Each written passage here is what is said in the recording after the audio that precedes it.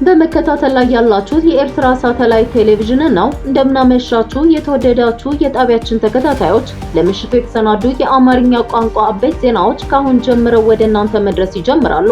በቅድሚያም አርዕስተ ዜናው። የባድር አየር መንገድ በቅርቡ በረራ ሊጀምር መሆኑ ተነገረ። በትግራይ ክልል ነገ አዲስ ፕሬዝዳንት እንደሚመረጥ ተገለጸ።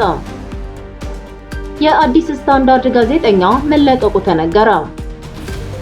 የኢራን ጦርነት በሶማሊያ የባህር ላይ ውንብድና ዳግም እንዲባባስ ምክንያት መሆኑን የአውሮፓ ህብረት የባህር ኃይል አስታወቀ። በደቡብ ሱዳን የሁለት ሚኒስትሮች የሹምሽር ተደረገ። ትራምፕ በኢራን ላይ የተጣለው የባህር ላይ እገዳ እንደሚቀጥል አስታወቁ። ወደ ዝርዝር ዜናዎቹ እናልፋለን። እስከ ፍጻሜው ከኛ ጋር እንድትቆዩ በአክብሮት እንጋብዛለን።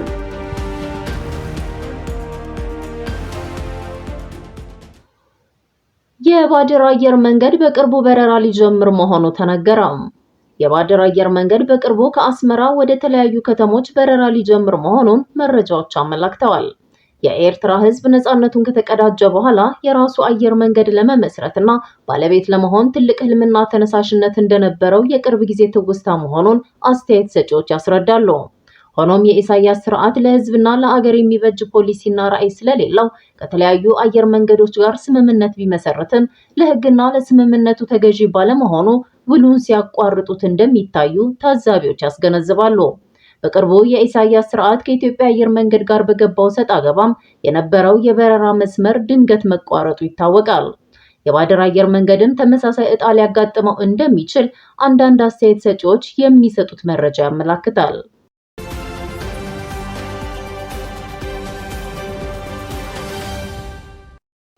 በትግራይ ክልል ነገ አዲስ ፕሬዝዳንት እንደሚመረጥ ተገለጸ። ፕሬዝዳንት ታደሰ የትግራይ ምክር ቤት በነገ ዕለት አዲስ ፕሬዝዳንት ለመምረጥ ማቀዱን አረጋገጡ።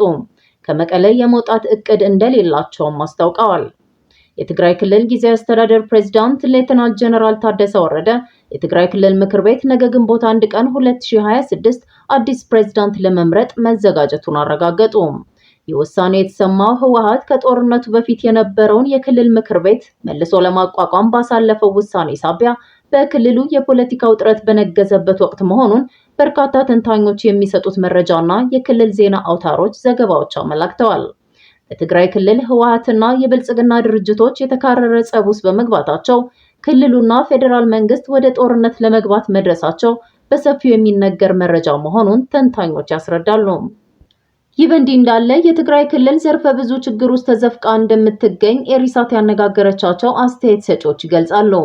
የፕሪቶሪያ ውል ከተፈረመ በኋላ እየሻከረ የመጣው የኢትዮጵያና ኤርትራ ግንኙነት ወደ ባሰ ደረጃ እንዲደርስ ያደረገው በህወሓትና በህግደፍ ስርዓቶች መሃል የተጀመረው ጽምዶ የተባለ የሁለቱ ጥምረት መሆኑን በርካታ ምሁራንና ተንታኞች ያስገነዝባሉ። ነገ የሚመረጠው የትግራይ ክልል ፕሬዝዳንት በህግደፍ ተቀባይነት ያለው እንደሚሆን የሚጠበቅ ቢሆንም ለፌዴራል መንግስት ግን እርምጃ እንዲወስድ ሊዳርገው እንደሚችል ኤሪሳት ያነጋገረቻቸው ፖለቲከኞችና ምሁራን የሰጡት መረጃ ያመለክታል።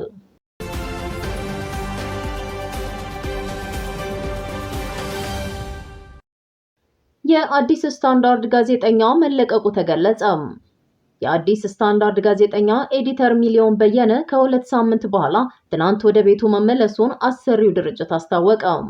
ጋዜጠኛ ሚሊዮን ከመስሪያ ቤቱ በጸጥታ ኃይሎች ከተወሰደ በኋላ ላለፉት 2 ሳምንታት በአዲስ አበባና ከከተማው ውጭ ባሉ ያልታወቁ መደበኛ ባልሆኑ ማቆያ ቦታዎች ታስሮ መሰንበቱን አሳታሚው ጃኬን ኃላፊነቱ የተወሰነ የግል ማህበር ገልጿል።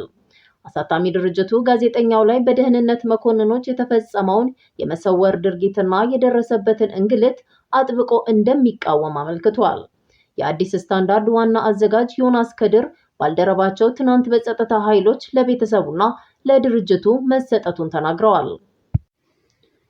የኢትዮጵያ መገናኛ ብዙሃን ባለስልጣን አዲስ ስታንዳርድ የሚዲያ ስነ ምግባርን የኢትዮጵያ ሕጎችና የሀገርንና የሕዝብን ብሔራዊ ጥቅም አደጋ ላይ የሚጥሉ ዘገባዎችን በተደጋጋሚ በማሰራጨት ላይ ይገኛል ሲል ከየካቲት 24 ቀን 2026 ጀምሮ የምዝገባ ምስክር ወረቀቱን ሰርዟል። ውሳኔውን የተቃወመው አዲስ ስታንዳርድ ግን ስራውን መቀጠሉን ገልጿል። የኢትዮጵያ መንግስት በዜጎችና በጋዜጠኞች ላይ እየፈጸመ ባለው አፈናና እስር ምክንያት ትልቅ ተቃውሞ እየገጠመው መሆኑ ይታወቃል። ዶክተር አብይ አህመድ ወደ ስልጣን ማማ ከመጡ ወዲህ በጋዜጠኞች ላይ የሚደረግ እስርና እንግልት እየተባባሰ መምጣቱን ዘገባዎች ያመለክታሉ።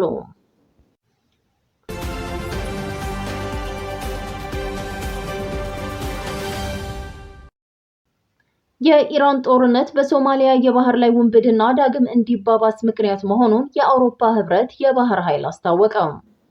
በኢራን እየተካሄደ ያለው ጦርነት በሶማሊያ የባህር ጠረፍ ላይ ለባህር ወንበዴነት ድርጊት ዳግም መባባስ አስተዋጽኦ እያደረገ መሆኑን የአውሮፓ ህብረት የባህር ኃይል ተልዕኮ ማስታወቁን ብሉምበርግ ዘገበ።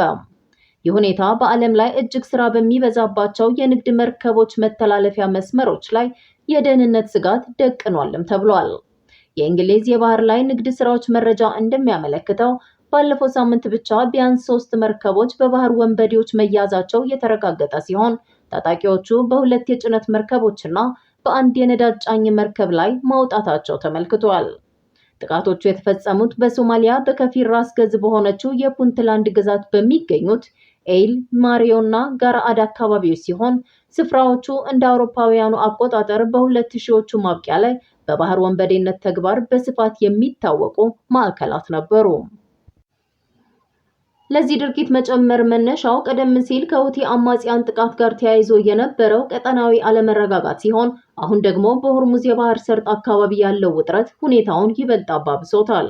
ከ2008 ጀምሮ የሶማሊያን ባህር ሲጠብቅ የቆየው የአውሮፓ ህብረት የባህር ኃይል ኦፕሬሽን አታላንታ ጠንካራ የአገር ውስጥ የባህር ኃይል አለመኖሩን ለችግሩ መባባስ እንደ አንድ ምክንያት ጠቅሷል።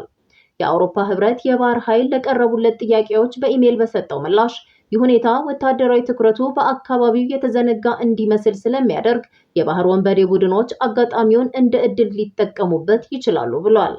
በተጨማሪም ህገወጥ የአሳ ማጥመድ ተግባራት ለስጋቱ መጨመር ሌላው ምክንያት መሆናቸውን አመልክቷል። የድርጊቱ ዳግም ማገርሸት በቀጠናው ያለውን የማያቋርጥ ስጋት የሚያጎላ ነው። የዓለም አቀፉ የንግድ ምክር ቤት አካል የሆነው ዓለም አቀፍ የባህር ላይ ቢሮ የሶማሊያ የባህር ወንበዴ ቡድኖች አቅምና ፍላጎት አሁንም እንደቀጠለ ነው ሲል አስጠንቅቋል። ቢሮው ለብሉምበርግ በሰጠው ማብራሪያ የባህር ወንበዴዎቹ መርከቦቹ ተገቢውን የጥበቃ መመሪያ እየተከተሉ መሆኑንና የግል የታጠቁ የደህንነት ቡድኖችን መጠቀማቸውን ለመፈተሽ ሙከራ ማድረጋቸውን እንደሚቀጥሉ ገልጸዋል። ምንም እንኳን ጥቃቶቹ ቢጨምሩም የአውሮፓ ህብረት የባህር ኃይል በአሁኑ ወቅት የባህር ወንበዴነት ድርጊት ሙሉ በሙሉ ከመጥፋት ይልቅ በቁጥጥር ስር ያለ ነው ያለ ሲሆን በእርግጥ አሁን ያለንበት ሁኔታ እንደ አውሮፓውያኑ አቆጣጠር በ2010ዎቹ ከነበረው ጋር ተመሳሳይ አይደለም ሲል ሁኔታውን አብራርቷል።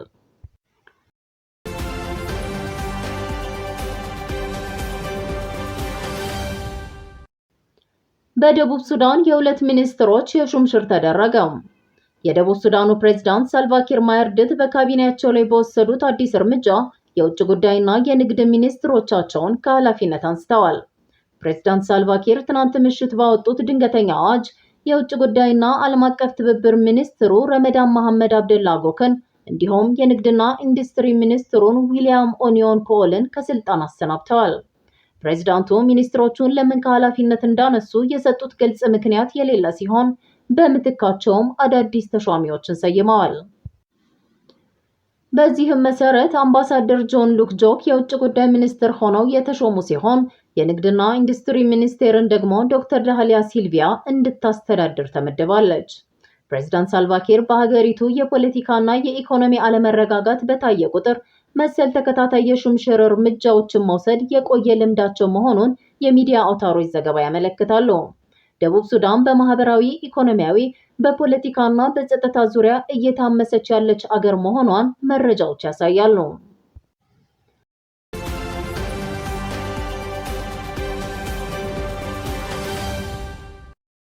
ትራምፕ በኢራን ላይ የተጣለው የባህር ላይ እገዳ እንደሚቀጥል አስታወቁ። ቴህራንም ተግባራዊ ምላሽ እንደምትሰጥ አስጠንቅቃለች። የአሜሪካው ፕሬዝዳንት ዶናልድ ትራምፕ ዋሽንግተን በኢራን ላይ የጣለችውን የባህር ላይ እገዳ እንደምታስቀጥል አስታውቀዋል። ፕሬዝዳንቱ አዲስ ድርድር ለመጀመር ሲባል እገዳው እንዲላላ የቀረቡ አማራጮችን ውድቅ ያደረጉ ሲሆን ቴህራን በበኩሏ እየተባባሰ ለመጣው ውጥረት ተግባራዊ ምላሽ ልትሰጥ እንደምትችል በማስገንዘብ አስጠንቅቃለች። አልጀዚራ እንደዘገበ ከሆነ ፕሬዝዳንት ትራምፕ በኢራን ወደቦች ላይ የተጣለው እገዳ ከቦምብ ጥቃት የበለጠ ውጤታማ ነው ያሉ ሲሆን ይህም አስተዳደራቸው እገዳው የሚያስከትለውን ኢኮኖሚያዊና ጂኦፖለቲካዊ ጫናዎች ግምት ውስጥ በማስገባት ስትራቴጂውን የመቀጠል ፍላጎት እንዳለው የሚያሳይ መሆኑን አመላክቷል። የአሜሪካው መሪ ይህንን ንግግር ያደረጉት ኢራን የኒውክሌር ፕሮግራሟን ጨምሮ ሰፋ ያሉ ውይይቶችን ለመጀመር እንደ ቅድመ ሁኔታ የሆርሙዝ ሰርጥ እንዲከፈት በጠየቀችበት ወቅት ነው። ይሁን እንጂ ትራምፕ ጥያቄውን ውድቅ ያደረጉ ሲሆን ዋሽንግተን ያቀረበቻቸው ጥያቄዎች እስካልተሟሉ ድረስ የማዕቀብ ጫናውና የባህር ላይ እገዳው እንደማይነሳ አመልክተዋል።